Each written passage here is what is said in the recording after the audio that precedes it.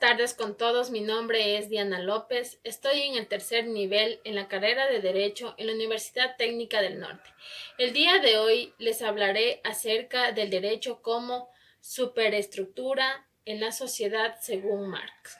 Antes que nada, me gustaría dar a conocer un pequeño resumen sobre la vida de Karl Marx.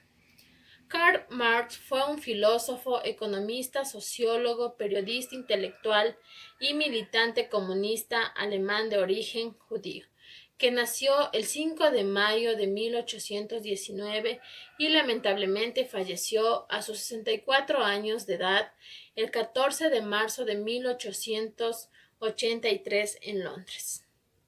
En su vasta e influyente obra abarca diferentes campos del pensamiento en la filosofía, la historia, la ciencia política, la sociología y la economía, aunque no limitó su trabajo solamente a la investigación, pues además incursionó en la práctica del periodismo y la política, proponiendo siempre en su pensamiento una unión entre teoría y práctica.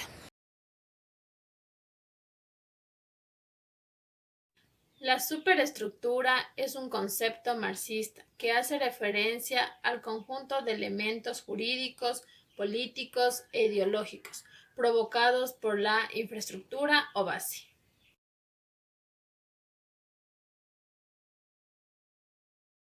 Según la teoría marxista, la base o infraestructura es la base material de la sociedad, que determina la estructura social, el desarrollo y el cambio social. Incluye las fuerzas productivas y las relaciones de producción.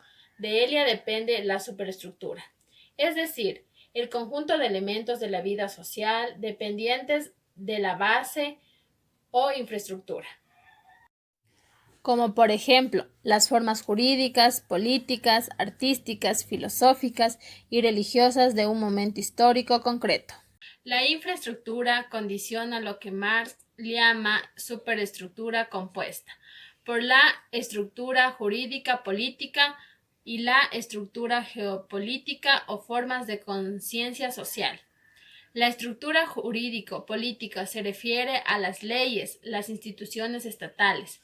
Pero, ¿en qué sentido se puede decir que está condicionada a la infraestructura o modo de producción?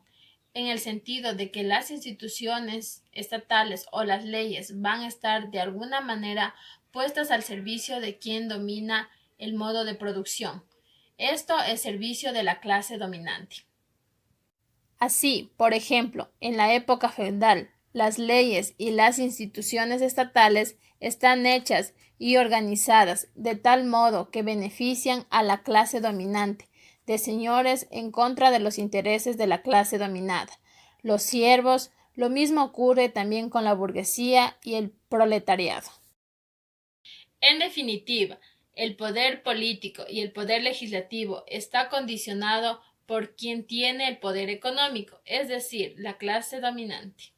Por otro lado, está la estructura ideológica o formas de conciencia social, que se refieren a las ideas, creencias, valores, principios y costumbres de una época historia determinada. Estas ideas, valores, principios no son los mismos en todos los hombres, son diferentes y varían los unos y los otros, dependiendo de si pertenecen a la clase dominada o a la clase dominante.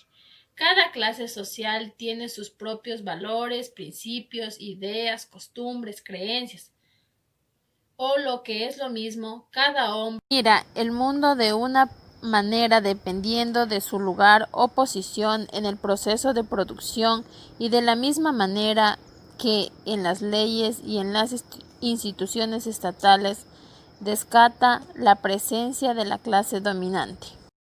En lo referente a lo ideológico ocurre algo muy parecido. Las ideas y creencias dominantes en una época dada son las ideas y creencias de la clase dominante.